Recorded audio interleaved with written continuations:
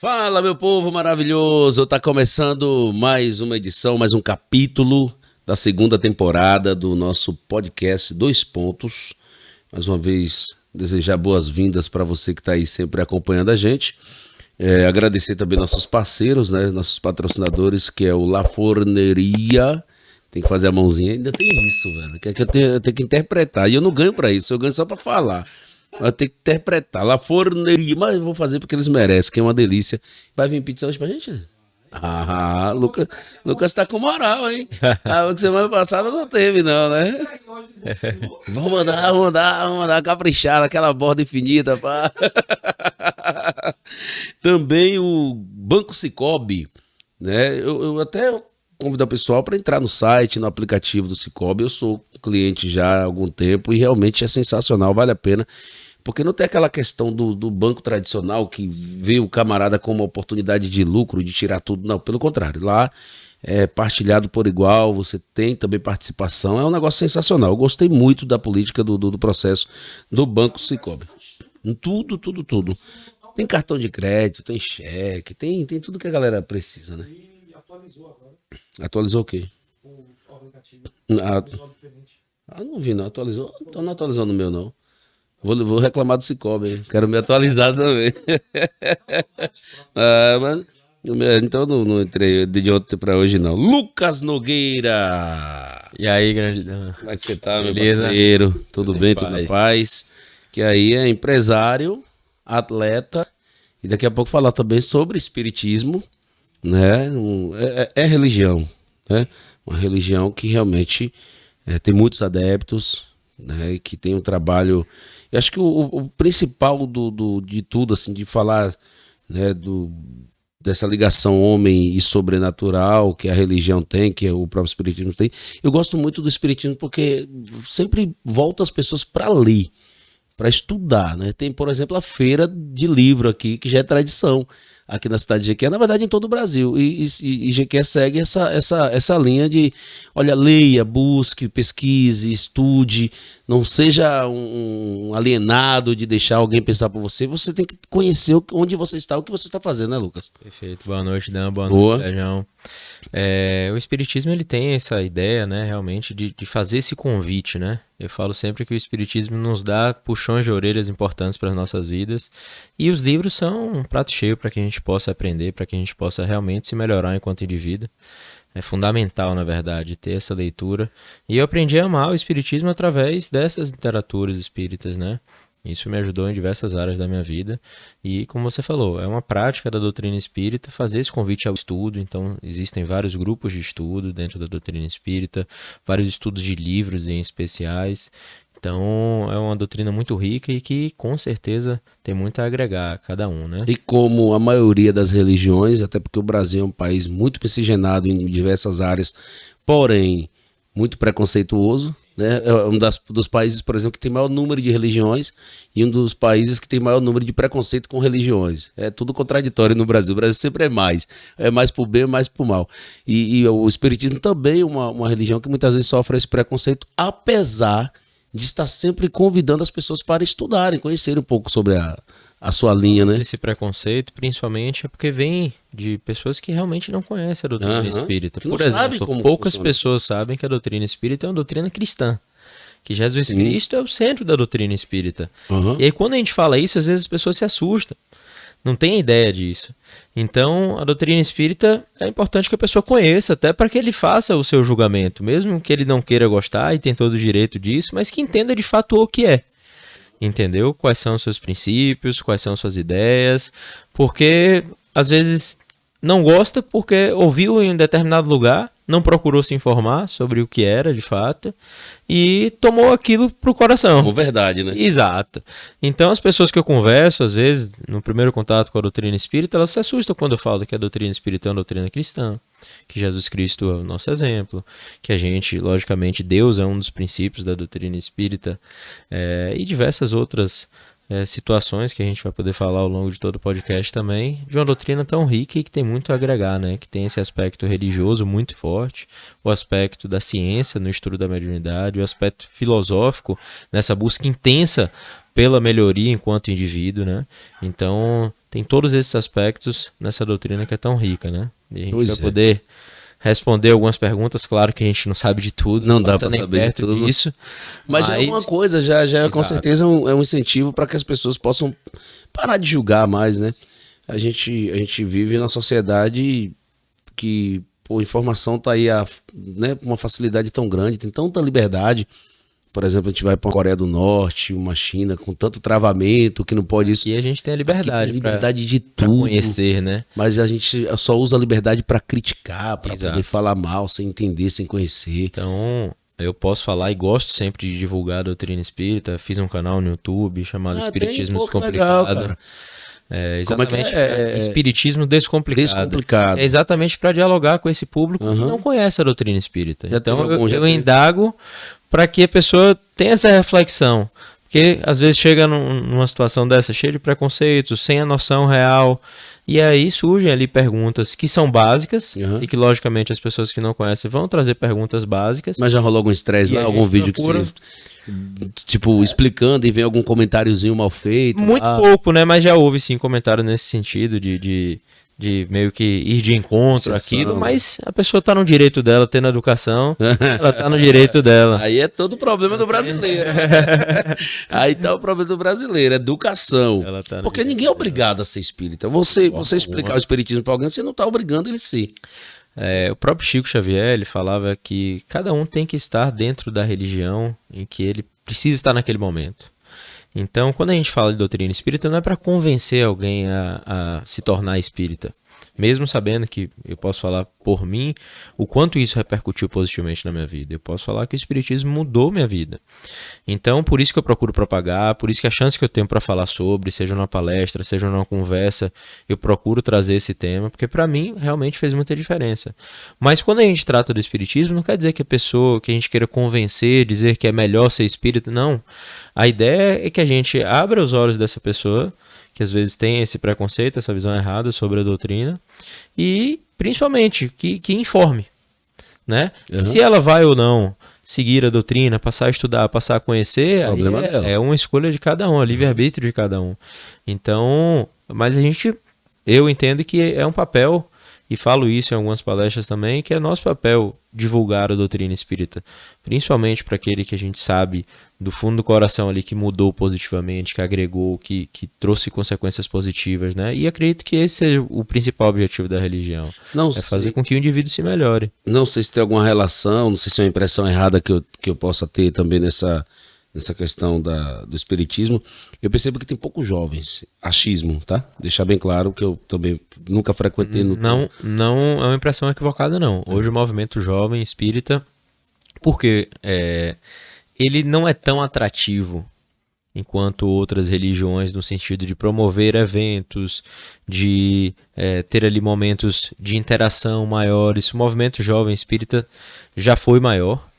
Tinha alguns encontros estaduais, alguns deles já foram até aqui em Jiquié. Enquanto jovem eu não era espírita, é importante salientar isso. Eu Não, conheci a todo doutrina jovem não, que espírita ser jovem já é, né? Ah, sim. Eu falo na adolescência. Adolescência, assim. Eu não frequentava, não era um adepto da doutrina espírita, conheci a doutrina espírita lá em 2016, com 23 para 24 anos, e eu entendo que a doutrina espírita muitas vezes é um puxão de orelha tão forte que o jovem não está preparado para isso. Lógico que quanto mais cedo, eu tenho uma filha de 4 anos, que aí eu já converso muito sobre a doutrina espírita com ela, então a gente tem o evangelho, a gente tem ensinamentos ali que a doutrina espírita nos traz, eu já trato com ela, fica mais fácil de você compreender. Mas os jovens que vêm de outras religiões, nem sempre eles se sentem confortáveis, porque a doutrina espírita ela não transfere responsabilidades. Ela demonstra o tempo inteiro que você é o senhor do seu destino. Você tem ali a capacidade, o livre-arbítrio de agir sobre as coisas. Então, nem sempre o jovem quer essa responsabilidade. Muitas vezes ele prefere deixar isso na mão Dos líderes religiosos, Exato. né? Então, o espiritismo é um puxão de orelha muito forte que nem sempre o jovem está preparado. Aí acaba se tornando algo que nem sempre ele vai adentrar ali e se sentir feliz. Certo? Então, é um dos motivos que eu enxergo nesse sentido. que em outras religiões, como a religião evangélica, como a católica, eles conseguem atrair os jovens de uma maneira muito interessante, através da música, através desses encontros, através dessa ligação que é criada, e isso é fantástico. A gente precisa que cada vez mais os jovens estejam inseridos no meio religioso. Sim. Isso é fundamental. Mas o espiritismo é algo que a gente discute até dentro do centro espírita. O que é que a gente pode estar fazendo para trazer mais jovens para nossa casa, né? Para que a gente possa realmente passar esses conceitos e desde jovem aquele indivíduo seguir a doutrina e procurar se melhorar, que é isso que a doutrina busca, né? Trazer essa melhora do indivíduo. Religiosamente ativo, ele teoricamente se envolve menos com algumas irregularidades. Com certeza. Dentro da criminalidade, uso de drogas, normalmente ele se vê um pouco mais distante. Por isso que é interessante, né, a aplicação da religião. Vários aspectos, né? Ele entender essa figura divina que hoje, infelizmente, está muito afastada da nossa sociedade, entender os exemplos de Jesus. Quanto mais cedo se entende isso, maior a tendência de acertar, né? Sim, sim. Então, Seria de acordo a aplicação de uma doutrina ou, na verdade, disciplina, até porque aí já entra nessa área, porque você é um empresário, né? Tem um colégio, inclusive você é diretor, e a gente vai falar um pouco sobre isso já já. Mas uma disciplina, religião seria interessante. Alguns colégios confessionais têm essa disciplina. E quando a família coloca nesse colégio, confiando também nessa educação religiosa, que eu acho que é muito interessante. A Escola Criançativa Colégio Matisse, ela é baseada em princípios cristãos, certo? Minha avó, que é a criadora da instituição, ela é muito católica e a gente sempre ora o Pai Nosso, a gente procura falar de Jesus. As músicas para as crianças da educação infantil são sempre voltadas para essa questão da divindade, de Jesus. E isso eu acredito que seja um pilar muito importante e essencial dentro da nossa instituição. Porém, como você falou, é muito complicado a gente abordar esse tema dentro de uma sociedade que nem sempre consegue enxergar o que aquilo vai trazer de positivo. Então, é complicado da gente ter uma matéria voltada para a religião, porque às vezes qualquer fala que desagrade alguém, certo? Qualquer fala que é feita pelo professor da disciplina pode gerar um transtorno muito grande. Então o que é que a gente procura fazer? A gente procura ter esses princípios inseridos dentro da nossa instituição, em outros aplicados, eventos, né? Perfeito. Então a gente tem muitas músicas voltadas para essa linha religiosa. Quando a gente vai fazer um evento, a gente deixa isso muito claro. Nas nossas reuniões, a gente sempre procura orar o Pai Nosso antes de iniciar. Então, uma forma da gente trazer religião para dentro da instituição, porque a gente entende que isso é muito importante na construção do indivíduo, mas não como matéria, porque isso realmente é um assunto um tanto quanto delicado, né? Você tem aquelas famílias que têm um entendimento religioso diferente e é um assunto que é muito importante, mas ao mesmo tempo é delicado, né? Sim, muito. Você é professor, você é diretor há quantos anos já? Você já assumiu a direção do colégio? Há quantos anos? Porque você tem, sei lá, 30. Eu tenho 31. 31. Eu cheguei lá no colégio. Atípico. A gente estava conversando disso antes de começar aqui. Normalmente, quando se fala de um diretor, se pensa em alguém mais velho. 50 anos. Foi o que aconteceu. Lá em 2017, minha mãe desencarnou, minha mãe faleceu, e ela era vice-diretora do colégio, né? Então, minha avó Nélia, a criadora do colégio, uma pessoa fantástica e que a comunidade iquiaense conhece e respeita muito. Exato, né? E é alguém que fez muito pela cidade, porque de fato a Escola Criançativa e o Colégio Matisse propiciou a educação de muitas crianças e adolescentes aqui, né? Eu sou muito grato a isso, eu fui um deles. Então, em 2017, minha mãe, de forma repentina assim, desencarnou. E o dever bateu na porta no sentido de que eu tinha que tentar de alguma forma ajudar a instituição que me deu tanto, certo? Uma instituição que já tinha... Já ajudou nessa formação, né? Perfeito. Eu passei minha vida inteira lá, exceto 2-3 anos que eu morei em Salvador, mas fiz todas as minhas amizades lá, grandes mestres que eu tive lá, que por sinal hoje são meus colegas de trabalho, e isso é super legal. Então em 2017 a gente teve essa infeliz surpresa, e o dever bateu na porta, né? Sou advogado de formação, tinha meu escritório, né? Pedi uma licença para os meninos na época, os meus 3 sócios, e eu preciso tentar lá. E a educação é apaixonante. A educação, você poder construir, poder colaborar na educação de um indivíduo, ver o resultado daquilo acontecendo, é algo que realmente é fantástico. Então você se apaixona por aquilo. E foi exatamente isso que aconteceu. Eu entrei lá em fevereiro, muito perdido, né? Verde, Era um peixe fora na área, d'água, né? Na exato. verdade. Muito que aprender. Aham. E busquei me aperfeiçoar, busquei desde o primeiro momento entender os processos, entender como eu seria útil dentro daquela realidade. E em setembro do mesmo ano, eu entendi que não seria justo com meus sócios eu permanecer um turno na escola e um turno no escritório, que era como funcionava. Eu chamei eles, fiz uma reunião e falei, olha, a gente vai... Sócios da advocacia, do escritório. Exato. A gente tinha um escritório, 3 sócios, um escritório caminhando bem, jovens, mas caminhando super bem, assim. Hoje é um escritório referência aqui em Jequié. E eu tive essa reunião com eles, chamei e falei, olha, eu tenho que fazer uma escolha. Eu acho que eu não consigo me entregar nas coisas pela metade. Eu sou dessa forma. Então, se eu entro para fazer alguma coisa, eu entro para fazer do meu jeito, do melhor jeito possível que eu possa fazer ali. E eu seria um meio advogado e um meio diretor, e acho que nenhuma das duas coisas existe. Uhum. Então eu escolhi pela educação e desde setembro de 2017 eu estou lá em full time, tempo integral, como vice-diretor no primeiro momento e no ano passado como diretor do Colégio Matisse, né? Lá a gente tem a Escola da Criança Ativa, que vai do maternalzinho, né? De 1 ano e meio, 2 anos até os 10 anos, que é ali no 5º ano, que é o final do Fundamental 1. E minha avó fica responsável, é a diretora da Escola da Criança Ativa, e hoje eu fico como diretor do Colégio Matisse, que é do 6º, a 3ª série do ensino Você pegar a médio. galera Então, mais... dos 11 aos 17, que é um público que eu consigo interagir de uma melhor maneira. Nossa, Né? você teve muita dificuldade de interagir com essa galera? Então, A galera hoje que é diferente, a gente tem uma certa diferença de idade, mas nem tanto. Eu tenho 39 anos, não dá pra... exato. O Sérgio tem 60 já, não tá fora dessa nossa discussão. Mas na minha geração, era a geração que respeitava demais o professor. Professor era e professora era pai e mãe, assim, fora de casa. Hoje já não tem tanta essa relação. Os alunos muitas vezes batem testa, questionam. Como é que tá você jovem? Porque muitas vezes Eu acho, eu acho que tudo é forma de se portar, né? A idade não vai resumir o que você é no fim das contas. Existem pessoas com uma idade avançada que não conseguem entregar. Existem pessoas que estão ali...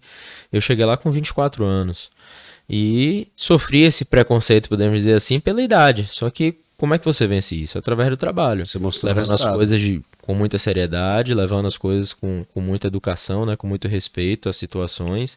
E do mesmo jeito que é uma dificuldade em determinados pontos, existe uma facilidade muito grande na minha interação com eles. Por quê? Porque as coisas que eles estão vivenciando, eu vivenciei não tanto tempo Você também assim. participou, né, desse processo. Então tem o esporte que eles praticam, que a gente vai falar disso também. Às vezes eu subo para brincar com eles, então é uma facilidade, é uma interação que a gente tem. Então a gente pode ali tá dando uma dica, tá demonstrando a importância daquilo, e lá a gente estimula muito o esporte. Os jogos que eles jogam no computador, muitas vezes eu jogo também, então é uma forma da gente acessar. Sabe o que eles querem dizer, né? Exato. É uma forma da gente acessar e às vezes até o linguajar, porque o adolescente, ele, na minha opinião, ele tem uma deficiência grave em geral, que é ele acha que sabe de tudo. Então ele acha que é mais experiente de todo mundo, que é mais esperto de todo mundo. Acho que todos por isso, né? Exato. E na nossa idade, nessa idade a gente também passou por isso. E ele tem essa questão de não ouvir os pais, as mães, que às vezes estão falando a mesma coisa que eu vou falar para eles. Só que pela diferença de idade, por eles ainda não me enxergarem como essa pessoa que tem uma diferença tão grande de idade, que tá falando groselha ali porque é adulto, porque eles conseguem interagir, a gente consegue interagir. Bloqueio de seu pai e a mãe, né? Exato. Que por muitas vezes reclamar, cria esse bloqueio. Tudo meu pai me reclama, tudo minha mãe reclama. Mas lá eu puxo a orelha também. Eu bato forte nisso aí. Quando daquele precisa, a gente... forte, viu? Eu tenho um programa lá de conversar individualmente com cada um dos alunos. Pô, que massa. Onde a gente conversa sobre rotina de estudo, sobre o que eles gostam de fazer, que é uma forma de a gente estar acessando eles. Que massa, cara, que massa. Do meu lado lá são mais de 320. Ano passado eu consegui até o 8º ano, parte do 8º ano. Faltou o sétimo e sexto. Esse ano o projeto é que eu consiga todas as séries. Em alguns anos desses eu já consegui, Pedagogia, né? isso aí, né? E a gente vai de um por um ali acessando, entendendo as dificuldades, entendendo as facilidades que cada aluno tem, né? E essa conversa a gente trata sobre a rotina de estudo, sobre o que gostam de fazer, como é que tem sido esse relacionamento com a família, Muito massa, muito com os massa. colegas de sala. Outra coisa que eu bato muito forte na tecla, se tá ou não fazendo atividade física, porque Aham. isso ajuda demais Demais, os né? alunos. Os países mais desenvolvidos, os alunos, né, Todos praticam eles demais, praticam né? atividade física. É, A gente tem interação demais. E no Brasil a gente tem muito pouco. Inclusive, tentaram, tirar a obrigatoriedade da educação física nas escolas. Como se não tivesse importância nenhuma. A gente atividade estimula física. demais. A gente tem no contraturno todas as modalidades esportivas, handebol, futsal, vôlei, basquete. Então a gente estimula os alunos a participarem, porque a gente entende eu entendo, os professores entendem também que o esporte é uma ferramenta educacional fantástica. No esporte ensina a ganhar, ensina a perder, ensina a saber ser companheiro de time, ensina a você lidar com as suas principais emoções, Sim. as suas emoções. As adrenalinas que Exato. aplicam durante Coisa a que eu bato atividade. muito na tecla lá é o desportista, desde pequeno, ele vai se acostumando a um nível de estresse que quando chega na hora de fazer um Enem, Sim. vestibular, Ele vai ter um controle. ele né, não emocional. sucumbe. Então tem muitos alunos que ele tem um aspecto técnico fantástico, mas que por não ter essa casca que o esporte trouxe, o aspecto emocional às vezes deixa a desejar. Então eu estimulo muito essa competitividade dentro do esporte, porque isso molda o caráter do indivíduo. Então o grande atleta ele tem que estar preparado exatamente para o pico maior de adrenalina ali. E naquele momento ele saber agir. E saber separar, né? Ele Exato. tem um momento do pico de adrenalina, de estresse, de intensidade, e saber que quando acaba a competição, acaba tudo isso. Que ele tem que aplicar naquele momento. Terminou ali. Exato. São aprendizagens fantásticas, assim. Sou muito eu grato sou muito pelo... tanto que eu sou Exato. graduado em educação física, inclusive se fantástico. entregar o currículo, né? Lucas, se houver a necessidade, estou à Lá, disposição. Lá a gente tem uma equipe de educação física, Luciano Carolino. Luciano é. Luciano Carolino, só para você entender a importância desse homem lá dentro do colégio. O colégio esse ano completa 36 a Escola da Criança Ativa. O Lulu tem 34 de Criança Ativa. A gente tem um ginásio de esportes inaugurado em 2011, que o nome é Luciano Carolino Pinto. Pô, cara, que massa. Então, isso. Que massa, né? Não esperar aí, sair, não esperar né, morrer, não esperar... A homenagem é lá. É agora. Ele Aí, além dele, a gente tem o professor Muri, que é fantástico também, e o professor André. Então, a gente tem 3 professores de educação física lá que vestem essa camisa, essa ideia de fazer com que o esporte seja realmente uma ferramenta educacional. E a gente coloca isso na prática. A gente tem lá o torneio do intervalo, os jogos internos, a gente viaja para jogar, que é uma dificuldade. Assim, às vezes as famílias ficam com o pé atrás, mas ano passado a gente foi a Jaguaquara, esse ano a gente tá querendo... Ano passado a gente foi a Jaguaquara, 2022 a gente foi a Maracás, 2019, pré-pandemia, né, a gente já tinha ido a Jaguaquara também, esse ano a gente deve ir a Jaguaquara e Vitória da Conquista. Então a gente estimula realmente eles, porque a gente entende que o esporte ele ajuda dentro dessa acho que falta as construção Olimpíadas de vida. aqui, as Olimpíadas escolares. Eu acho que infelizmente a gente está indo por um caminho muito perigoso em relação ao esporte educacional, certo? Hoje, por exemplo, os colégios particulares não podem participar não pode? dos intercolegiais, né, estaduais, certo? Existem umas seletivas que o formato eu discordo completamente. E hoje eles transformaram em uma espécie de festival sem essa competitividade, sem essa linha que era tão importante pra gente. Eu sou fruto disso também. A gente esperava o ano inteiro pra poder jogar os intercolegiais. De alguns jogos abertos, Olimpíadas. Aquilo... Você jogava peteca, xadrez. Sérgio? Sim. Gente! Eu já fui lá. Revelações. Sem como não. Essa questão Eu já fiz natação há muito tempo. Essa questão Eu adorava natação. E... Não tá magro não, porque eu já joguei muita bola, já joguei com os gordinhos que davam trabalho. Ave Maria, meu pai que o diga. Tu é doido. Tinha uns que eu prometia dar murro nas costas. Se tu der aquela girada, eu dou murro nas tuas costas, porque eu não tem como. Não vou te acompanhar. Quando é inteligente, não tem jeito. necessidade de muita coisa, não. O cara, quando nasce pra coisa, já era. Então hoje a gente tem pouquíssimas competições, assim. Isso frustra muito a gente. Frustra muita gente. Na verdade, é a prova de que eles investem tão pouco que eles não querem competir com quem investe muito. Sim. E a disparidade vai ser notória, né? A gente disputou em 2022 os intercolegiais, né? Que foi permitido pra gente isso. A gente foi campeão aqui em Jiqué da seletiva primeiro e fomos a Maracás.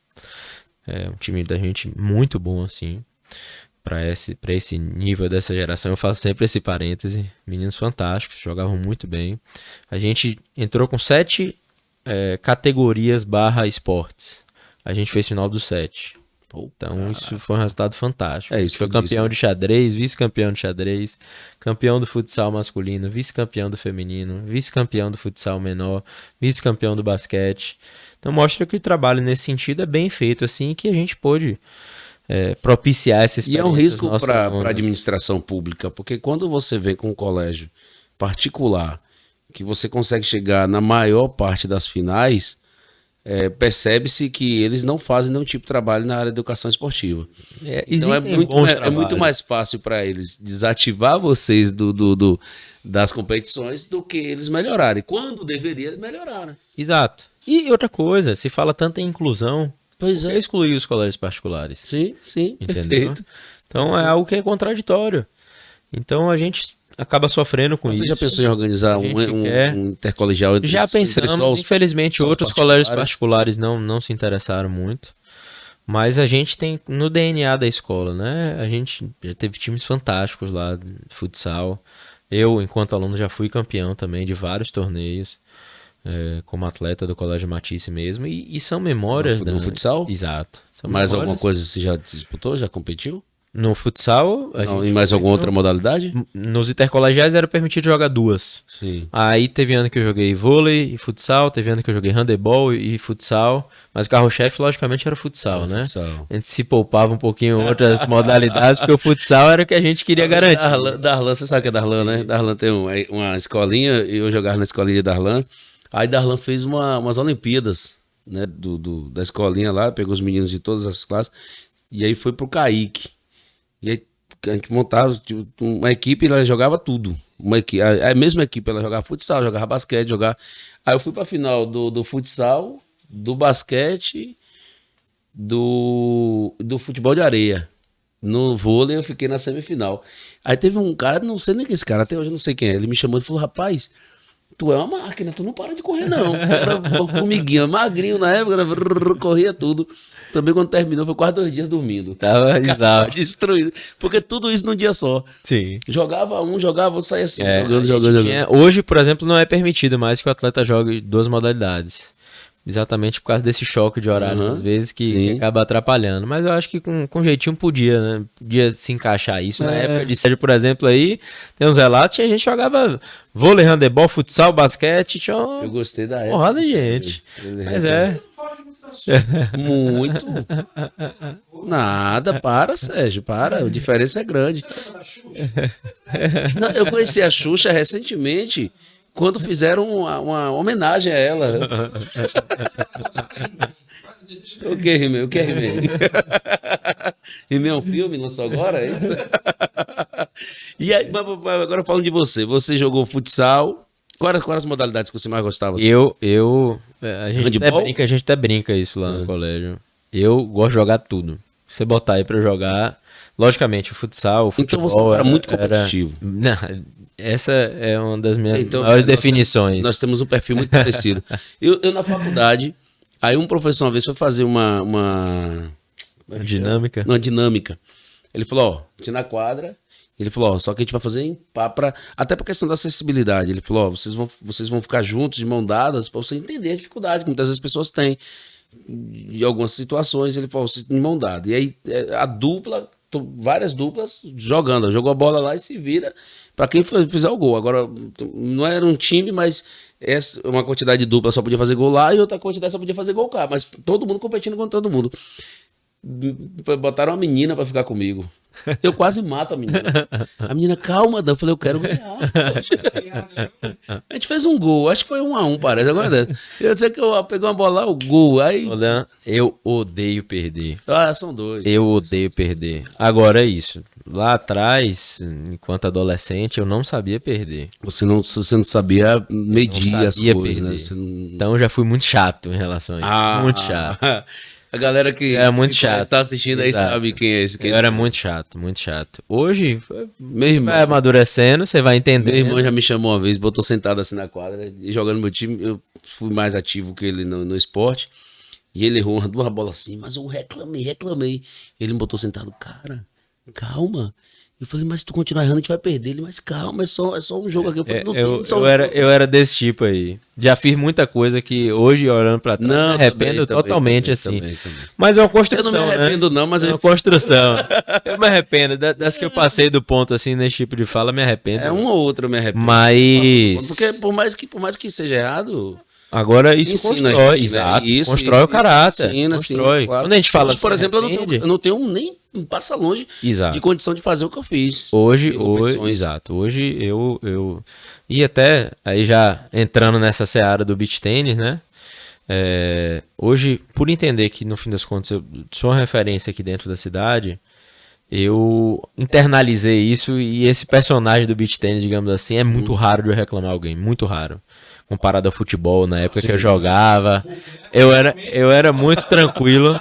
Não, mas no beach tênis eu realmente tinha essa ideia. E quando eu te falei de modalidades, era para chegar nesse assunto, que a gente já entrou automaticamente, mas o beach tênis, eu percebo desse jeito, e talvez você vai com certeza explicar melhor. É um esporte muito cordial, muito companheiro, assim, difícil, pelo menos eu assisti do pouco que eu já assisti até hoje, você não vê rivalidade de passar do ponto com relação ao seu concorrente. É muito mais raro, assim. Voltando um pouquinho no tempo, então eu vim dessa ideia de praticar todos os esportes, né? Minha família tem isso muito claro, eu tenho um primo mais velho chamado Felipe, que ele sempre praticou muitos esportes, e a gente, por ter essa coordenação motora desde pequeno, a gente tinha destaques nos esportes. Então tinha o tempo do basquete, tinha o tempo do handebol, tinha o tempo do... E a gente, na casa de minha avó Nice ali, que tinha uma quadrinha pequenininha, a gente jogava absolutamente tudo, velho. Uma quadra minúscula, a gente jogava vôlei, a gente jogava basquete, a gente botava uma escada como rede e jogava tênis. Então, desde pequeno, eu fui forjado dentro do esporte. Nessa área a gente é muito parecido. Eu conheci um rapaz uma vez, ele chegou até de Brasília, e ele gostava de tocar, eu também na época tocava percussão, algumas coisas, a gente se conheceu, ele falou, cara, e aí falou assim, não, eu tô com a mesa de ping-pong. De ping-pong lá em casa. Eu falei, pô, eu gosto de jogar ping-pong. Você? Eu falei, gosto, então vai lá em casa lá. E ele achou que eu não jogava. Ele falou, pô, você joga mesmo, cara. Eu acho que, assim, não vou dizer que eu dominava todos, mas Exato. Eu sou apaixonado. Na verdade, por quem todos. tem coordenação motora, quem tem inteligência espacial ali, ele, com boa vontade, ele vai aprender todos, E né? principalmente o prazer pelo esporte. Exato. Não querer perder o prazer de aprender um novo esporte, de se melhorar naquele esporte. Então, isso eu tinha... E aí, dentro dessa trajetória, eu tive algumas fases no tênis, né? Joguei tênis enquanto criança, joguei tênis enquanto adolescente e voltei na fase adulta de uma forma mais elaborada. E o tênis, assim como o beach tênis, tem essa ideia de um esporte mais Você chegou a cordial. fazer tênis? Sim. Fez quanto tempo de tênis? Assim, juntar tudo aí dá uns 6, 7 anos. Que é difícil, o tênis é chato. Não era um grande jogador assim, mas já vinha ganhando terceira classe aqui no interior. Tem um torneio chamado CBTI, né? Que são os nas cidades do interior. E já vinha ganhando terceira classe, que ali a terceira divisão, sim, o Calheira Open aqui de que é. Então eu tive essas fases. O Calheira eu não joguei porque não casou com essa minha fase do tênis, porque como meu esporte principal sempre foi o futebol, então às vezes eu dava essa pausa no tênis para estar mais focado no futebol, porque senão vinha lesão. Futebol? Futebol, por sinal, domingo agora eu voltei a brincar, mas em 2019 eu tive uma lesão muito séria. E isso não deixa com que eu seja o competitivo que eu gosto de ser no futebol. Então hoje eu jogo futebol muito mais na maciota. Sim. Foi joelho? Eu tive uma ruptura de um músculo da coxa, né? Em um chute. E aí eu passei 8 meses sem jogar. Abriu o músculo. Aí voltei. Na verdade, uma ruptura mesmo do reto femoral, que é um músculo muito importante da coxa. Aí passei 8 meses sem jogar, fisioterapia, e apaixonado por futebol, tenho que voltar, academia. Voltei a jogar, com 8 meses, abri parcialmente de novo o músculo. E aí isso foi me dando muito medo do esporte. Sim. Aí eu já tinha me encontrado no tênis novamente, eu tava bem no tênis, então eu tava jogando futebol só na maciota, sem disputar campeonato. Disputei um campeonato da OAB, foi muito legal, assim, ter de novo essa adrenalina, disputar um campeonato. Mas um campeonato, por exemplo, como o da ABB, que é um campeonato de nível já maior, um nível bom, eu não me sinto à vontade ainda para jogar hoje, porque eu não me vejo competitivo no nível que eu gostaria de ser competitivo. Diga-se de passagem, eu quero parabenizar aí o Salvador, o Renato, o Marcelão, o campeonato 2023. Tive na final, não posso nem falar da final, porque na minha final foi... A final também foi um balaio. Foi um balaio. Eu acompanhei pelo YouTube. Pô, tomei um sacode do caralho. E acompanhei daquele jeito, se tremendo todo ali, com vontade de estar jogando, né? Torceu pra gente, pelo menos. Já fui campeão do campeonato lá na BB. Acho que em 2011. Na semifinal, eu tive uma cena muito... Eu vi, seu filho. Sim. Pois é, e a galera não entendeu porque eu tava chorando. Fantástico. E eu chorei, porque assim, como eu sou muito ligado ao esporte, apaixonado, sou muito competitivo, como eu já disse aqui, só que ele nunca teve o privilégio de me ver jogar. Já vi em baba, amistoso no estádio, essas coisas, mas competição de verdade ele nunca viu. E nesse agora foi o primeiro que ele foi, ele acompanhou. E ele se envolveu com os meninos do meu time de um jeito, ou seja, que foi sensacional. Ele abraçava os caras, ele nomeou cada um, era Zidane, o outro era Cristiano Ronaldo, o outro era Casimiro, cada um ele botou o nome, e a gente ia fazer aquela oração, e ele chegava e virava pros meninos assim, falava, joga, bora jogar, galera, bora jogar. E nesse jogo, ele me chamou cá fora e falou assim, pai, mesmo que o senhor não ganhe, e eu sei que o senhor tá cansado, mas joga por mim, faça tudo o que o senhor puder fazer, mas faça por mim. Pô, legal, até aí eu tava com minhas emoções controladas. Quando a gente tava, perdendo 2-1, que eu saio para dar uma descansada, ele veio cá e falou assim, pai, eu sei que o senhor vai entrar e vai virar o jogo. Vai lá. Esse jogo. Vai lá que vai dar certo. Foi vocês contra o City, não foi? Foi o City. E aí quando eu volto, a gente, eu dou o passe do último gol ali. Quando termina, que eu cansadão, que eu olho, eu vejo ele de lá pra cá chorando, cara. Fantástica. Quando eu vi ele chorando, eu não aguentei não. Eu falei, meu Deus do céu. Eu vou ser pai agora em março. Que cena, cara. De um menino, né, Francisco. Pô, parabéns. E um dos meus principais motivos de voltar a jogar futebol é exatamente dessa experiência. Ele poder ver, né, poder participar. Eu sou um privilegiado porque a diferença para meu pai, quando eu nasci, meu pai tinha 26 anos. E eu pude não só assistir ele jogar, e ele era craque de bola, jogava demais, como ser campeão com ele. Pô, que massa. Entendeu? Lá na BB, em 2011, e ele era titular e o reserva. Importante salientar. Ele já depois dos 40, eu ali com 17 para 18 anos. Então, em 2010, a gente fez um time de menino e de vovô, digamos assim. Era pais e filhos. O time da gente era o Colégio Matisse, o nome do time. E aí era eu e meu pai, um amigão meu com o pai dele. Nós tínhamos ali essa diferença. Menino de 17 anos, coroa de 43, 44. Aí chegamos na semifinal. No ano seguinte, a gente jogou pela Cristal Dental e fomos campeões. Eu fui campeão ao lado dele. Então eu pude vivenciar isso. E é fantástico. É fantástico. Você vai poder lá na frente jogar com seu filho. Vou lhe falar. E é uma experiência que realmente não tem preço. Esse privilégio. Meu pai, assim, não era muito do esporte. Quando eu joguei só uma vez, baba com ele. E foi muito pouco assim. E poder vivenciar isso com meu filho foi... Sim, aquela cena foi fantástica. O futebol propicia isso, né? Aí eu tô voltando devagarzinho pra quando o Francisco estiver na idade, eu poder levar ele. Faça. E poder ir instruindo nesse. A gente que ama demais o esporte, principalmente o futebol, a gente faz 60 anos, a gente vai estar lá pirraçando. Vai estar dia de campo lá. Jogando ali na maciota, com tranquilidade. Devagarzinho. Por sinal, além de jogar com meu pai, eu jogo com meu avô.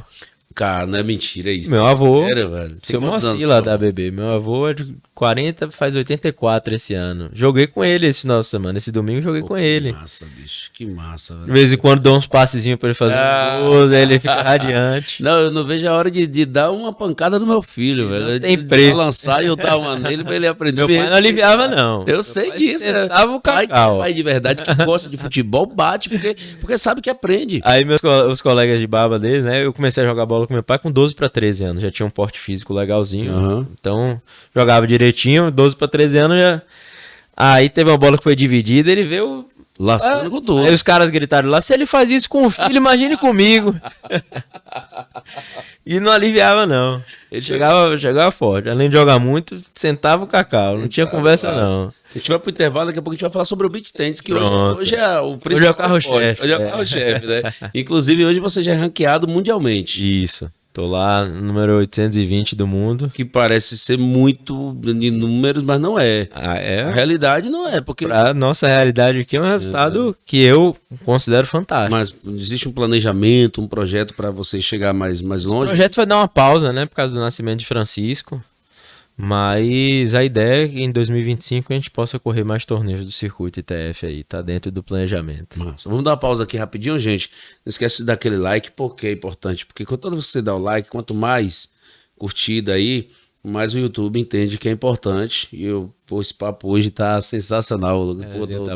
Tô muito feliz. Se inscrever no canal também é muito bacana. Toda vez que você se inscreve no canal, acontece o que, Sérgio? Quando se inscreve no canal tem que fazer o quê?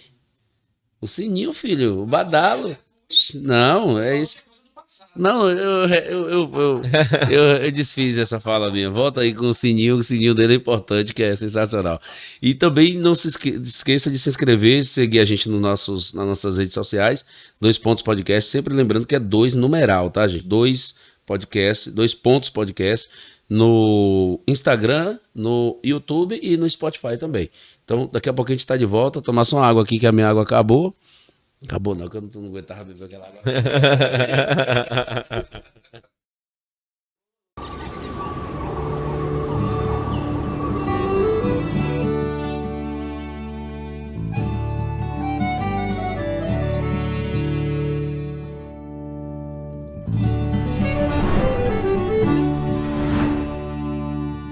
A Coopere, ela surge em 1993.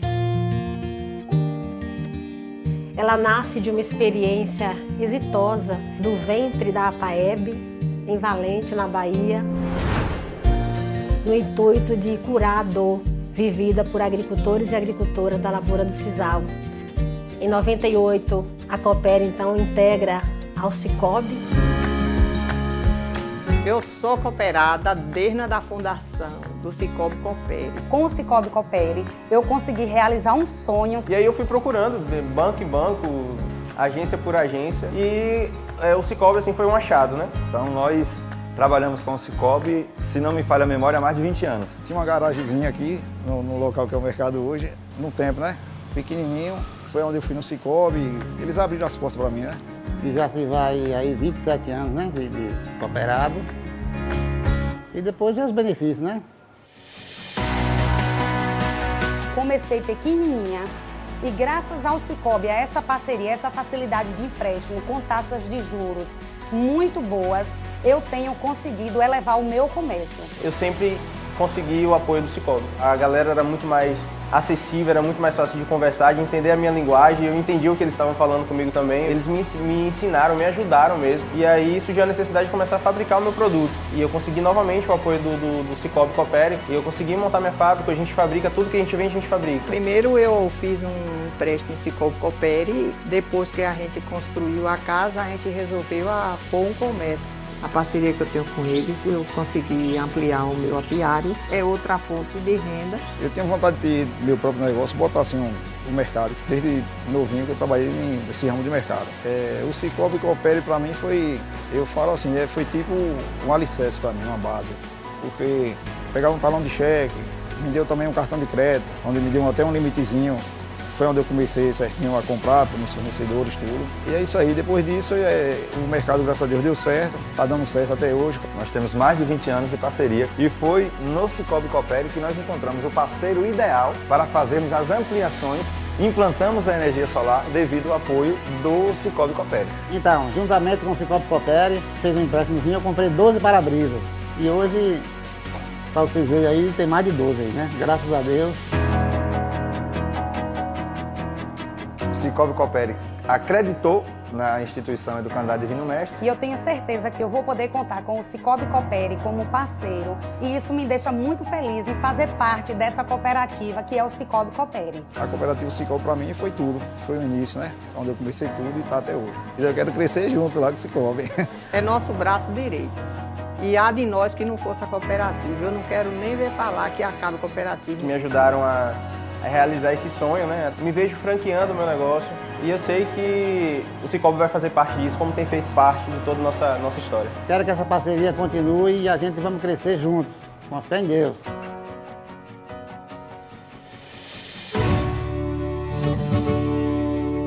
E assim o Cicobi Coopere segue construindo a sua história no firme propósito de conectar pessoas para promover justiça financeira e prosperidade.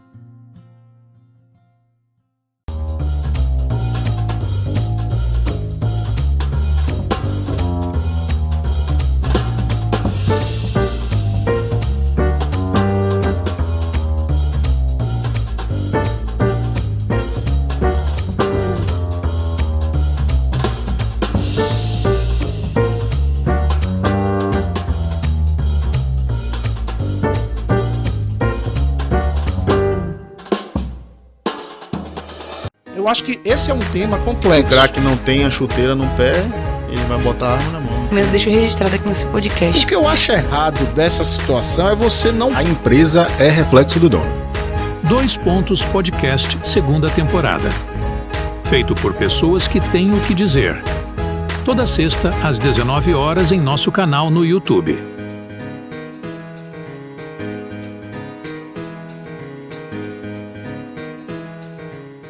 Boa noite, galera. Aqui Sérgio Costa com vocês. Voltando aqui para o segundo bloco. Os bastidores aqui ainda é interessante. Deveríamos fazer um canal só bastidores. Sim. Uma resenha boa. É resenha boa, né, Lucas? Cara, que prazer tê-lo aqui. A gente já estava querendo que você viesse aqui desde o ano passado, mas foi chegando o final de ano e as atribuições nossas, né, do trabalho, da nossa vida pessoal, e acabou não dando. Mas finalmente você está aqui. E que papo, viu? Caramba, o negócio deu, rapaz, aqui, educação, esporte, e ainda não nos aprofundamos no espiritismo, né? Daqui a pouco. Daqui a pouquinho, né? Antes de entrar nessa parte de espiritismo, que eu acho uma matéria muito interessante, um assunto bem interessante, eu queria tirar uma dúvida. Você estava vendo que você está falando do beach tênis com o Dan. Como é que é esse esporte? Ele é a mesma coisa do antigo frescobol? Vamos lá. Várias pessoas têm essa dúvida, né? Pra simplificar, a gente fala que é um frescobol com rede ali, né? A gente tem muitas regras que vêm do tênis, de fato, né? A pontuação, 15, 30, 40, até fechar o game, é uma pontuação de tênis. Certo. A bola é muito parecida com a do tênis, só que é uma bolinha mais murcha. As raquetes hoje... Não são aquelas de madeira, não, né? Do frescobol. As raquetes hoje são de carbono, de Kevlar, são materiais bem tecnológicos e que têm se aperfeiçoado cada vez mais. Então a raquete é um item que faz diferença. Você tem raquetes baratas, né, de 200, 300 reais, você tem as raquetes de 2.000, 3.000 reais, e logicamente faz muita diferença nesse desenvolvimento. E não para o iniciante começando ali, ele vai ter o desenvolvimento dele natural ali com essas raquetes mais baratas. Depois ele vai se aperfeiçoando no esporte, vai adquirindo equipamentos mais elaborados. Então é um esporte muito fácil, um esporte que tem ganhado cada vez mais adeptos exatamente por ser fácil, por poder levar a família. Então é um esporte que pratica da criança ao idoso. É um esporte que você pode praticar com sua esposa, existe a dupla mista, além da dupla masculina e dupla feminina. Nossa. Eu, por exemplo, tenho essa oportunidade, né? A Lana não tá jogando agora porque ela tá grávida, mas a gente já competiu junto. Que legal. Dá briga de vez em quando, né? Mas... Quer dizer, você usa a quadra pra extravasar. Mas é uma relação... Faz uma bolarrada na testa. Ô, amor, desculpa. A gente viaja bastante para jogar, então isso é interessante ali, né? Uma forma da gente estar se divertindo em família, né? Certo. E é um ambiente que tem ganho cada vez mais adeptos, exatamente porque pode ir a família inteira. Então muita gente tem feito isso, assim. É um esporte simples, fácil. E aqui em Jiquié, por exemplo, você tem 2 boas arenas, né? A Arena Inovar, que fica ali na Ladeira da Balança, a Arena Jiquié, que fica ali no Golden. E tem crescido cada vez mais. Você pratica onde? Na Inovari. Ali na Ladeira da Balança. Exato. Dia de sábado eu tô indo bater um baba lá no Golden, na Arena Jiquié. Mas minha casa do beach tênis, assim mesmo, de estar lá, o nego enjoar da minha cara. O meu me chamou, Clóvis. Clóvis me chamou. Sérgio, vai fazer embora. Aí, Clóvis, o convite tá aí. É inclusive, né? O cara tá vem. É pra todo mundo. Não tô vendo aqui. É pra todo mundo. Aí, quando a gente for, a gente pode fazer a dupla. Sérgio vai dar show lá, com tranquilidade. Agora é um esporte super simples, assim, que tem ganho vários adeptos no Brasil. Se estima aí em torno de 1,5 milhão de pessoas praticando. E como faz no pra Brasil. gente ingressar? Precisa ter uma prática em algum esporte, entendeu? Se eu quiser, amanhã eu começo chegando o quê? Amanhã você chega, você solicita uma aula experimental, né, em uma dessas arenas, né? E vai se abrir esse espaço lá para que você possa fazer essa aula experimental, testar o esporte. Certo. E o grande barato do beach tênis é que você já sai de lá jogando. Diferentemente do tênis, que é super complexo. Que foi jogando a raquete, mas você vai ver o quão fácil é. As pessoas pegam... conheço muita gente que não tinha nenhuma vivência no esporte, que chega no beach tênis, consegue se dar bem ali. O beach tênis, assim como o tênis, ele tem uma facilidade muito grande a nível de competição, porque não existe categoria D no futebol. No tênis e no beach tênis existe a categoria iniciante ali para quem tá começando. Então você vai jogar com a pessoa do seu nível. Então não fica um negócio desproporcional. Então isso é outra característica fantástica do esporte, porque você vai estar sempre competindo com pessoas do seu nível. Você vai evoluindo ao longo desse processo. Então é muito atrativo. E as pessoas que vão lá gostam muito. A areia tem esse perfil assim de ser um contato direto com a natureza, né? Então... é algo que tem cativado muita gente, assim. O local lá é aberto? Se tornar um vício. Sim. Lá é aberto, né? A Inovário hoje tem 10 quadras entre beach tênis, beach tênis, futevôlei e vôlei de praia. Certo. E a Arena Jiqué tem 3, tá construindo mais 3, se eu não me engano. Pô, que legal. Pra futevôlei e beach muito tênis. Adepto? Tem crescido, né? Como eu falei, é um esporte que tem ganho muito espaço aqui. Os campeonatos baianos. No passado eu fui campeão da categoria C na Bahia. Certo. E rodei 10 etapas do circuito, em várias cidades diferentes. A gente teve etapa com quase 400 atletas inscritos. Caramba! Então é muita gente. Pô, que legal. Várias idades. Um esporte, assim, diferente e crescente aqui na cidade, né? Sim. A gente sabe que o futebol já é consagrado aqui, né? Outros esportes também já são consagrados aqui, natação. Mas o beach tennis, você acha, então veio para ficar? Eu acho que sim. Eu acho que tem tudo para ficar aí. E aí, ano passado a gente teve esses resultados. Fui representar a Bahia na Copa das Federações, que é uma espécie de campeonato nacional de beach tennis. Então, os 27 estados mandam suas delegações. Esse ano foi em Fortaleza, 2023, né? Foi lá em Fortaleza e foi fantástico. Experiência absurda, assim, representar o seu estado. E aquele seu desafiador, como você falou mais cedo, como é que ele tá aí nessa modalidade de beach tênis? Tá controlado? Não, aqui a gente tem espaço para se desafiar sempre, né? Então, eu tive os desafios. Agora eu me desafiei realmente. Eu saí da categoria C para a categoria A e Pro. Massa. Agora em janeiro a gente teve 3 torneios da ITF, né? Que é a chancela do ranking mundial. E aí tive um bom resultado em um deles. Isso aí me credenciou para estar lá entre os 820 do mundo nesse esporte. Você falou aí do desafiador, né? Que a gente tá falando que você é desafiador. Eu também tenho muito isso. Eu, na propaganda, eu sempre fui desenhista quando garoto. Adorava desenhar. Eu gostava de criar. Eu sempre tive isso comigo. Uma folha, um papel em branco para mim era um desafio. Era um mundo ali. Era um mundo, exatamente. Quando eu tinha a idade de minha filha, eu tinha 8 anos, ela tá com 13, mas de 8 a essa idade, 13, eu adorava desenhar, desenhava tudo. Comprava as folhas de papel, as folhas de ofício pequeno, passaram-se para cartolinas, e eu desenhava e criava um mundo ali da minha imaginação. Isso é fundamental, a gente sempre se desafiar, ser alguém melhor. Isso. Realmente tirar de uma zona de conforto, e o esporte propicia muito isso, né? Hoje jogando, eu tive a oportunidade agora de Feira de Santana de enfrentar o número 18 e o número 22 do mundo. Caramba! Então são jogadores que são meus ídolos, assim. São craques do esporte. Você e é um desafio absurdo. Não, só pelo prazer de perder pra ela. Dando risada.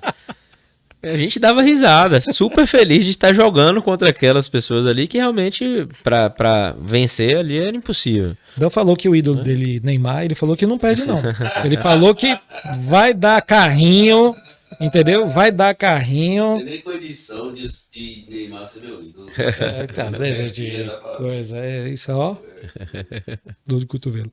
E agora pulando um pouquinho, saindo um pouquinho do esporte, pulando mais para a questão filosófica. Essa coisa que eu tenho, que você tem, essa coisa de desafiadora, a gente querer vencer. Eu mesmo tenho essa coisa assim, eu adoro propaganda porque é um desafio para mim. Quando o cliente fala para mim, Sérgio, eu estou querendo fazer isso, isso e isso. Rapaz, isso me instiga de um jeito. Essa força, essa vontade, isso eu não sei de onde vem. É uma característica minha, não sei se é uma característica pessoal do ser humano Sérgio ou de algo mais aprofundado, de outras vidas, né? De outras formas assim, da minha alma, assim, anseio da minha alma.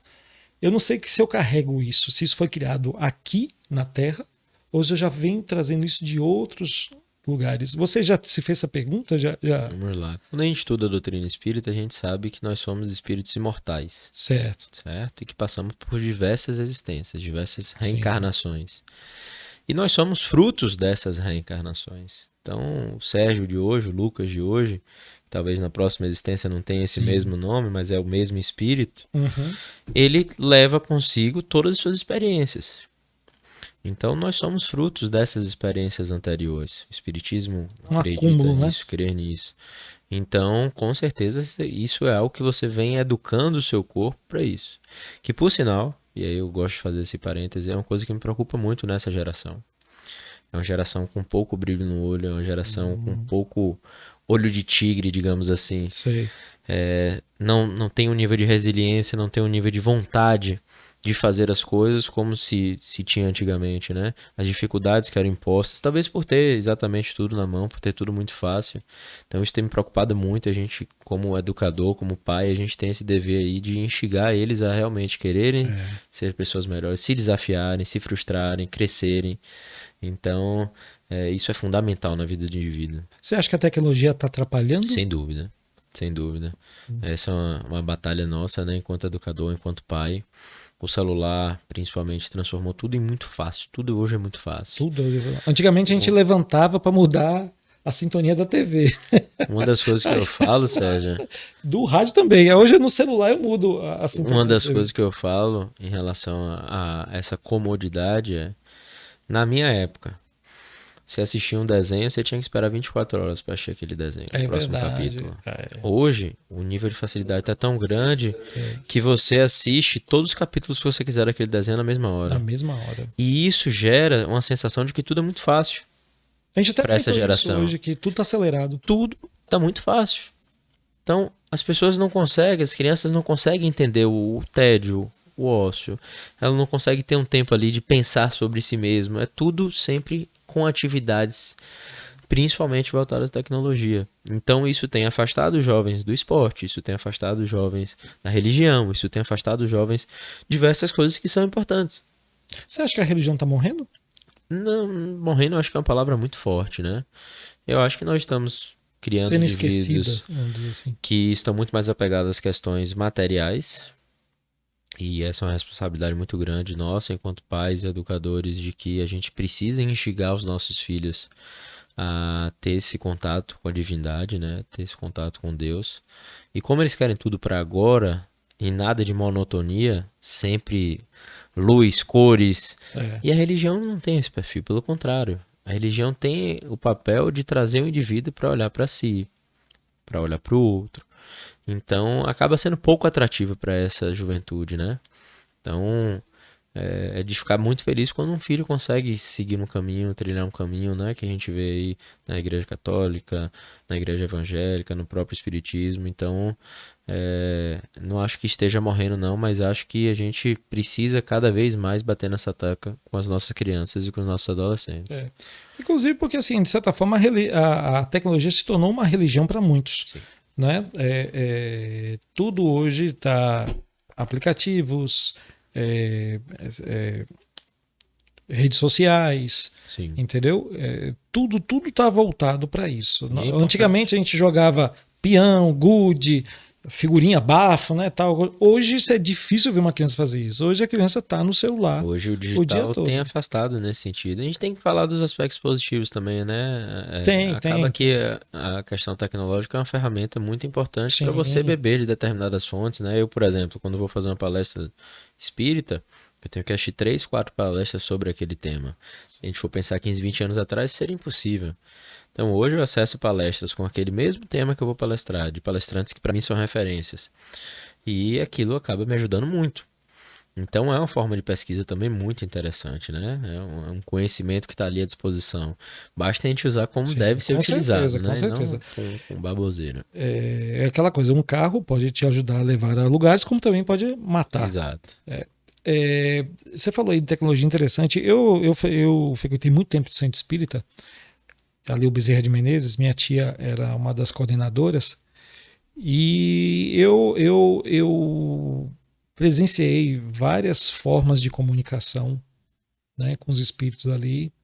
E eu sei que também tem aquelas famosas, aquelas conhecidas, que tem o EVP, né? Que é de voz, né? Tem aquela de imagem também, talvez.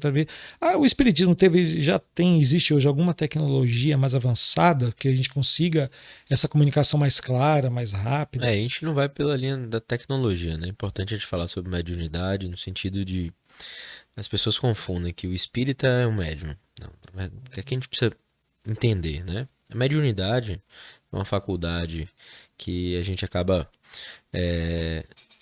deixando claro para os médios que a gente considera ostensivo. O que são médios ostensivos? Aqueles médios que dominam essa faculdade, seja de ouvir, de ver, de que transmitir. Pode estar em qualquer religião. Exato. Que podem estar em qualquer religião, certo? Então, não necessariamente todo espírito é médium. Eu, por exemplo, não tenho nenhum tipo de mediunidade aflorada, não tenho nenhum tipo de mediunidade ostensiva. Então, isso vai do indivíduo e muitas vezes essa mediunidade é uma missão dificílima, né? É uma responsabilidade muito grande. Está no ar agora, nos cinemas, o Nosso Lar 2, que fala exatamente sobre mediunidades que não foram utilizadas da melhor maneira possível. Então é uma missão muito difícil. Então a mediunidade tem essa. Existe a mediunidade da psicofonia, onde aquele indivíduo vai transmitir, vai emitir a voz, né? Se comunicar. O espírito vai se comunicar através do médium, né? Isso. Que a gente fala dar comunicação, né? Alguns falam incorporação, que não é a terminologia, no fim das contas, corretas. Mas, então existe a carta psicografada, que também é uma forma de mediunidade. A psicografia, existem né? A aqueles pintura espíritos também. clarividentes, existem aqueles médios que têm a capacidade de ouvir e aí transmitir. Então, são vários tipos de mediunidade, que aí só com mais tempo pra gente tratar disso, mas é uma forma de consolo fantástica para várias famílias, né? Você poder ter ali uma resposta, né? Uma resposta de como está aquele ente querido seu. Às vezes a resposta não é a que a gente espera, mas de qualquer forma é uma informação ali sobre aquele espírito. E a doutrina espírita tem esse condão também de confortar, de acolher os corações que estão partidos, né? Muitos chegam à doutrina espírita nesse momento difícil de partida, no momento de maior dor ali, da partida de um ente querido. E o espiritismo, ele vai, através da sua logicidade, mostrando passo a passo como funciona esse processo. E você falou que teve um fato muito triste no momento da sua vida, né, que foi a morte de sua mãe, e foi a partir daí que você quis entrar no espiritismo, ou você já carregava isso dentro de você? Sério, eu sou um agraciado e sou muito grato por isso, no sentido de que eu fui preparado para a passagem de minha mãe pro plano espiritual. Certo. Eu venho de uma família católica por parte de mãe, de uma família espírita por parte de pai. Minha avó Nícia é espírita há mais de 60 anos. E lá em 2016 me veio uma ideia de conhecer a doutrina espírita. Caramba! E aí eu fui até a minha avó Nícia, perguntei o que é que ela indicaria, ela me indicou a introdução do Evangelho segundo o Espiritismo. E eu li, e ali um mundo se abriu para mim, porque fez total sentido, né? Eu sempre fui muito lógico, muito chato com as coisas. Sei como é que é. Fiz primeira comunhão, mas na minha concepção algumas coisas não faziam muito sentido. E no Espiritismo eu encontrei as respostas que eu precisava. E aí eu entrei de cabeça. Passei a fazer o estudo sistematizado da doutrina espírita, o estudo preparatório da doutrina espírita. Fazia na segunda-feira no Bezerra, na terça-feira no SEAC. Então, em 2017, isso foi agosto mais ou menos de 2016. Em 2017, eu já estava com uma base interessante para quem tinha 5 meses de doutrina espírita. E em fevereiro de 2017 aconteceu isso. E de alguma forma eu estava preparado para aquela situação. Então tem até um episódio que me marca muito, que um dos meus melhores amigos, ele chega para mim e fala: olha, o que é que tá acontecendo? Você tá consolando as pessoas.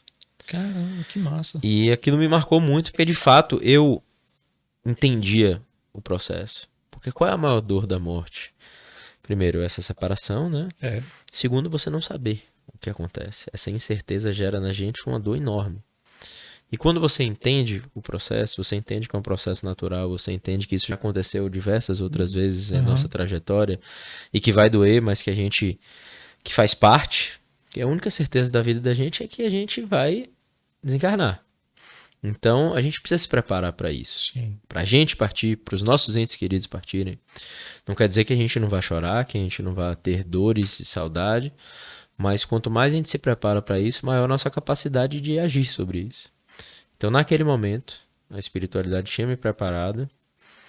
Lógico que a dor existe, mas eu estava ali com um nível de serenidade que é pouco habitual para alguém que tem sua mãe partindo assim tão nova, né? Minha mãe desencarnou com 45 anos. Então, o espiritismo, e por isso eu sou muito grato ao espiritismo, né? Essa é uma das coisas que eu sou mais agradecido, porque no momento mais difícil da minha vida, ele tinha me ajudado. Você falou um negócio interessante aí. Toda religião, ela de alguma forma conforta as pessoas que ficam e aqueles, né, pelas pessoas que se foram. Você acha que o espiritismo ele vai além um pouco disso? Oferece mais do que outras religiões? Eu não gosto de comparar muito com as outras religiões, porque eu não sou um estudante assíduo das outras religiões. Mas dentro do seu ponto de vista, dentro do seu conhecimento... A nível do espiritismo, o que eu posso falar o espiritismo é um puxão de orelha contínuo para que a gente entenda que nós somos espíritos imortais. Certo. Ponto. A partir do momento que eu entendo que eu sou um espírito imortal, eu vou conduzir a minha trajetória, pelo menos devo buscar conduzir minha trajetória como espírito imortal. Então, as ações que eu faço aqui, eu sei que tem consequências no plano espiritual, certo? Então, eu preciso me preparar sabendo disso. Então, se as pessoas tivessem essa consciência, fatalmente elas teriam determinados comportamentos. Os comportamentos diferentes do que muitas vezes se tem.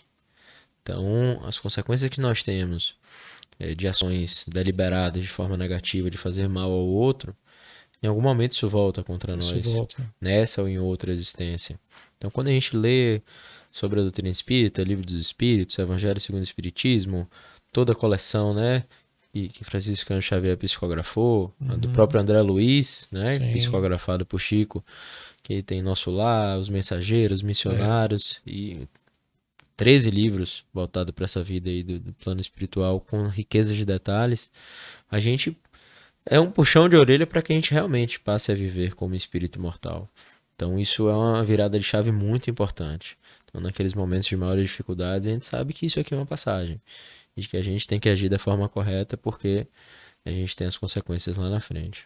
Eu quando eu frequentava lá o centro espírita, lá o Bezerra de Menezes, eu sempre no final das reuniões tinha o passe, né? E eu realmente vi algo assim inusitado. Eu vi a mão de uma das passistas, assim, um brilho estranho. Um negócio estava diferente, parecendo, sabe quando você coloca a mão, pinta a mão de branco e usa a luz negra? Era alguma coisa mais ou menos assim.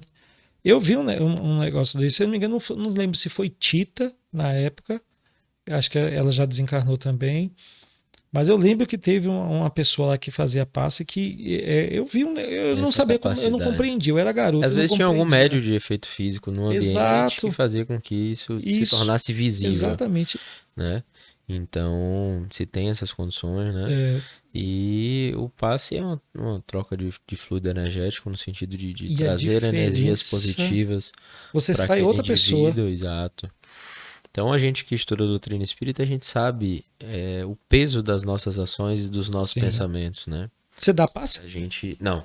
Não. Precisa fazer um curso, precisa ter um papel mais elaborado ali. Não fiz esse curso ainda. Mas na hora que a gente vai fazer uma palestra ali, a gente procura se concentrar e com certeza a gente recebe muitas energias positivas dos espíritos. Certo. Para que a gente possa ali estar sereno, estar no momento ali de concentração. Logicamente tem que se preparar, então tem que estudar, tem que montar ali seu material, tem que assistir palestras para tratar sobre. E aí a espiritualidade faz o papel dela também, colabora muito dentro desse processo aí de serenidade para você falar de um tema que é tão relevante, né? Então isso ajuda bastante. Eu estudei um bom tempo aqui, depois que eu não deixei de frequentar o centro espírita, mas ainda me considero ainda um espírita, assim, pelo conhecimento, pelo tempo que eu tive. E eu acabei avançando, indo para metafísica. Eu estudei, li muitos livros de alguns autores interessantes, importantes. Bob Proctor, Neville Goddard. Não sei se já ouviu falar de Neville Goddard, é um cara assim que é um expoente nessa área de metafísica. E ele já faleceu há muito tempo. E ele fala sobre uma questão interessante, que é a questão da vibração. Que nosso corpo gera energia, gera eletricidade e com isso gera uma vibração. Eu não sei até onde no espiritismo se chega a esse assunto, se esses assuntos se confundem de alguma forma sobre o que você atrai, aquilo que você sente, aquilo que você é. Isso é muito batido dentro da doutrina espírita. Por sinal, já tive uma aula uma vez com o Eric Lobo, Eric, sim, lá no SEAC, exatamente sobre física quântica, metafísica, e uma aula super interessante. André Luiz fala disso, o Livro dos Espíritos também tem uma passagem sobre isso. E a gente é o que a gente emana, não tem jeito, a gente precisa ter muito cuidado, né? Jesus já dizia, orai e vigiai, exatamente para que a gente tenha muito cuidado com os nossos comportamentos, com as nossas ações, com os nossos pensamentos. Sim. É uma coisa que eu converso muito com os meus amigos, principalmente aqueles que não são adeptos da doutrina espírita. Os ambientes que a gente frequenta, a gente tem que ter muito cuidado. Os comportamentos que nós temos. O tipo de música que escuta também, né? Música, o comportamento, o que a gente anda consumindo. Sim. Então, sem querer assustar ninguém, a gente está o tempo inteiro com espíritos ao nosso redor. Certo? Então a gente tem espíritos também que nos auxiliam, e são muitos. Sim. São muitos espíritos que nos auxiliam. Mentores? São mentores, são espíritos que realmente fazem o bem, né? E nos intuem em coisas positivas, do mesmo jeito que nós temos muitos espíritos que estão ainda na crosta terrestre. E que ainda gozam de sensações, querem gozar de sensações materiais. Então, às vezes, praticam um processo obsessivo, né? O processo obsessivo é um processo mais duradouro, não é de uma hora para outra. O próprio nome já traz essa ideia de algo mais contínuo. Mas muitas vezes para se valer de determinadas sensações. Da bebida, do sexo, das drogas. Então, muitos espíritos de baixo grau evolutivo, podemos chamar assim, acabam se utilizando desse tipo de circunstância para ter esse tipo de sensação. Então, intuem, às vezes, aquele espírito a fazer o uso da droga, a fazer o uso do álcool, certo? Então, a gente vive cercado desses espíritos.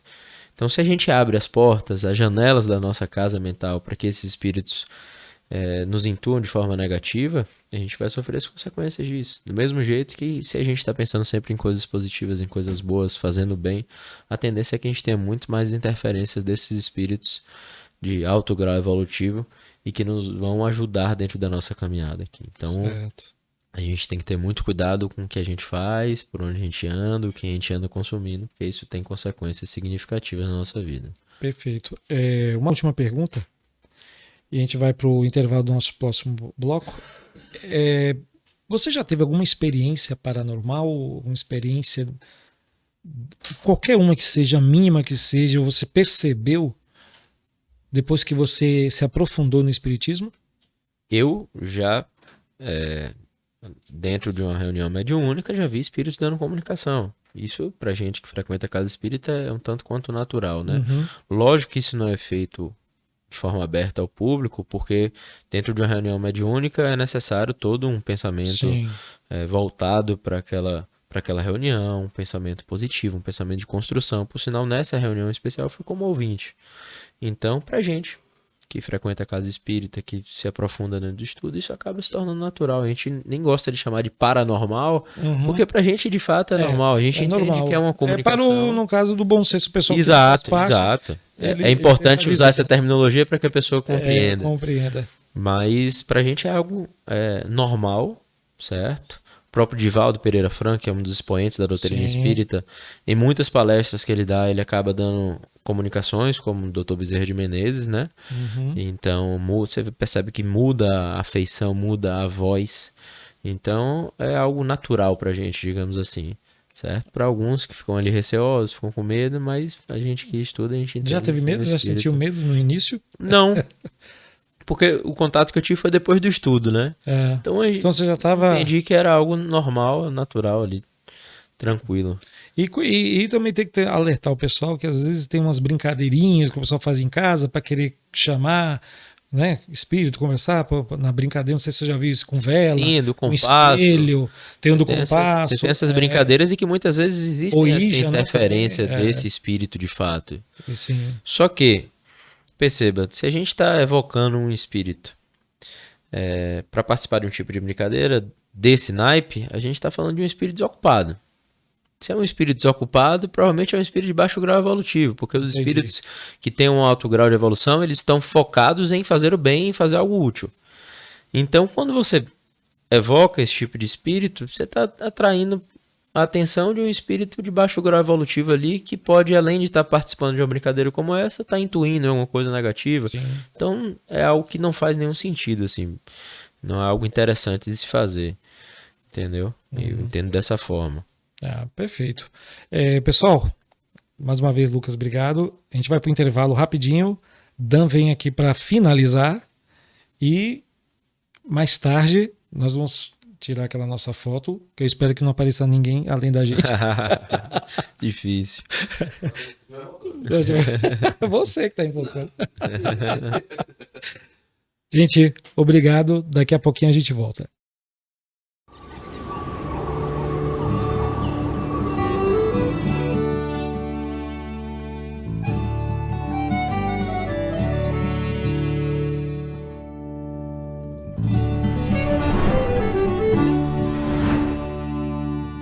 A Coopere, ela surge em 1993.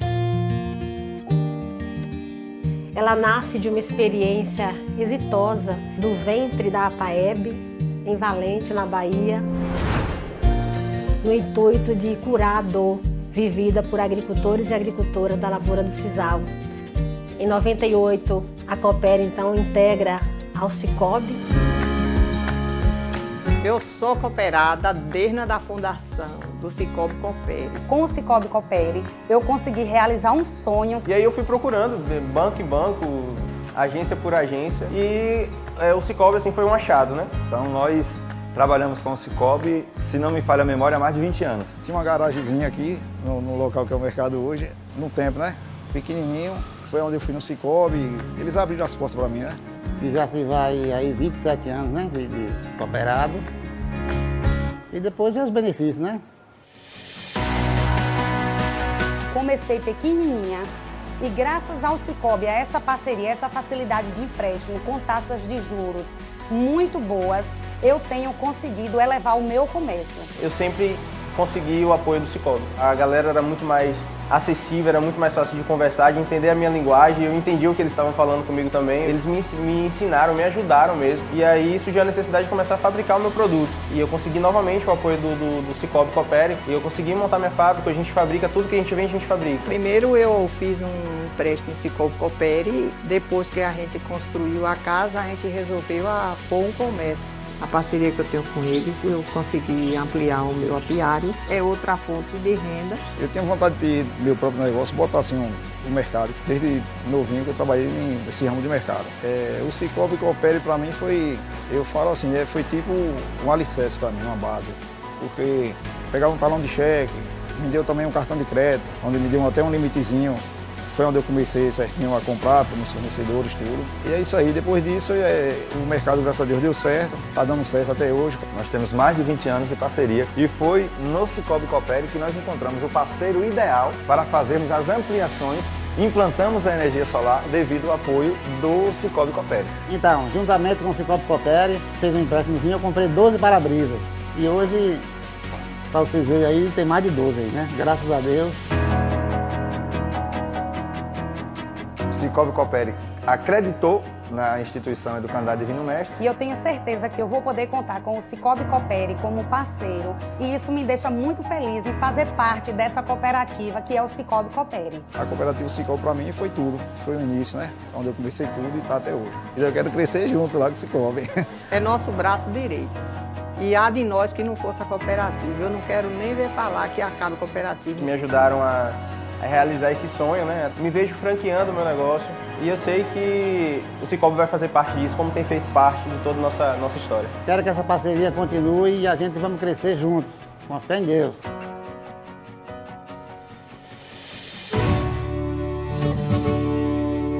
E assim o Cicobi Coopere segue construindo a sua história no firme propósito de conectar pessoas para promover justiça financeira e prosperidade.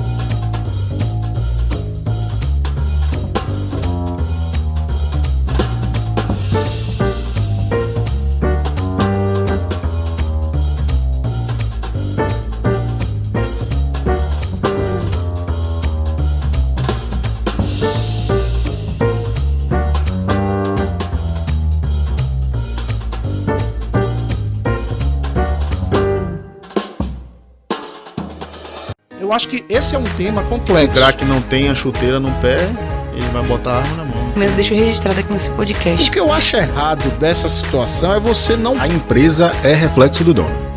2 Pontos Podcast, segunda temporada. Feito por pessoas que têm o que dizer. Toda sexta, às 19 horas, em nosso canal no YouTube.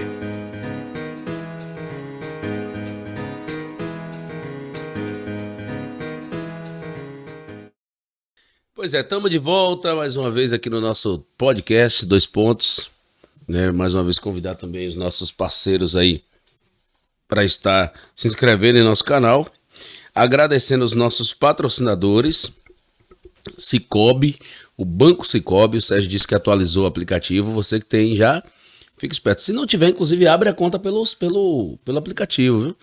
Você instala o aplicativo, vai lá na sua loja virtual, seja Play Store ou Apple Store, e já instala aí seu aplicativo. La Forneria, que mandou uma pizza deliciosa. Excelente. O Lucas comeu, porque atleta come demais, né?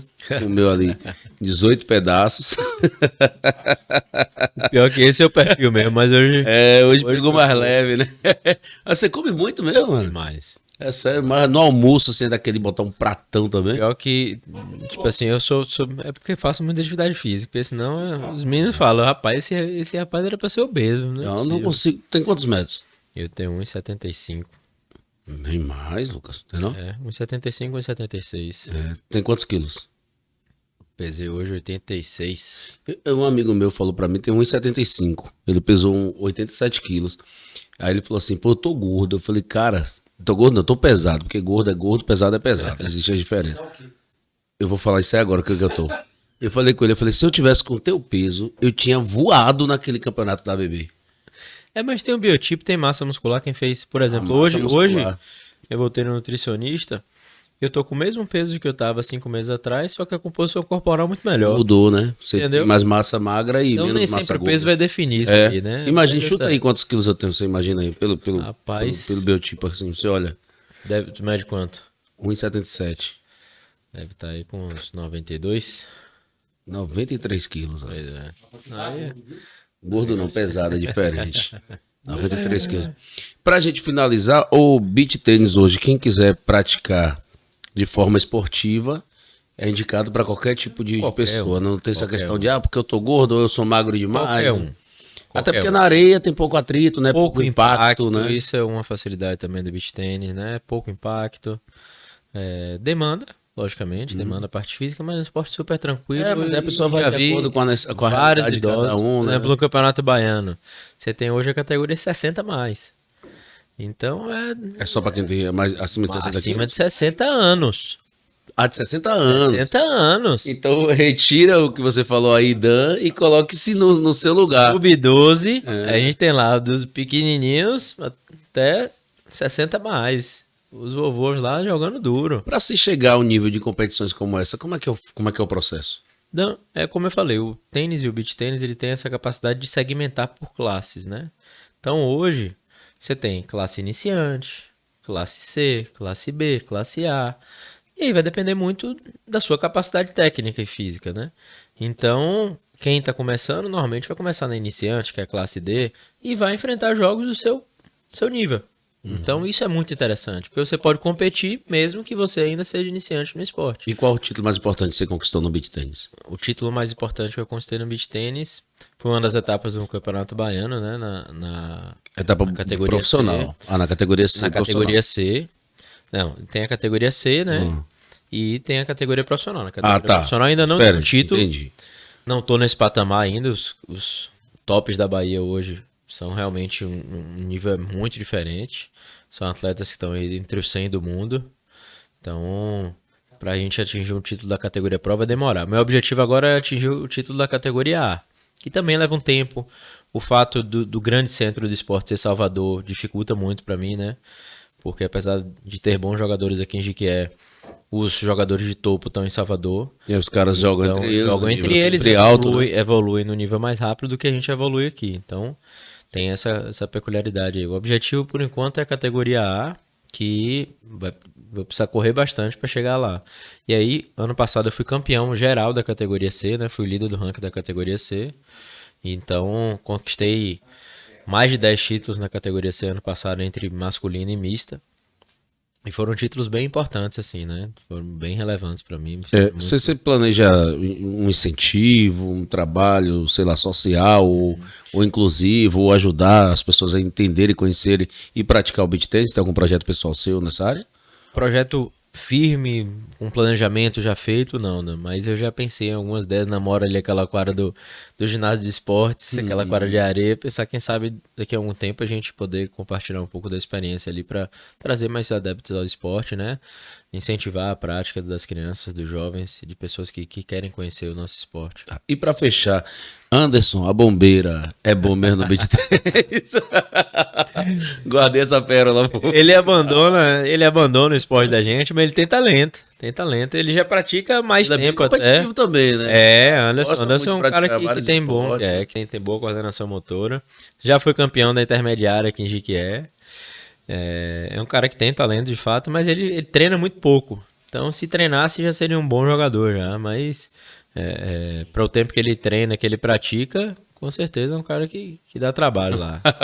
Vai pra ser um bom jogador. Mais uma vez brindar aqui com você, Lucas. É um prazer muito grande, cara. Tê-lo aqui no nosso podcast. Seja bem-vindo sempre. Né? Sucesso no seu empreendimento, né? Que você é diretor. Sucesso como um bom religioso na área do espiritismo, e que as pessoas possam respeitar não só a sua religião, mas a religião em geral, né? Porque a gente vê muito preconceito ainda em várias vertentes. E na área do esporte também, parabéns pelo trabalho que você vem fazendo, porque não deixa de ser um exemplo, um jovem que incentiva até as pessoas a ingressarem no mercado aí na área, né? Seja até por questão de lazer ou saúde, não importa. É o importante praticar, né? Então eu que agradeço o espaço. É sempre importante a gente falar de coisas que a gente gosta, e são 3 coisas que eu amo realmente: a educação, o esporte e o espiritismo.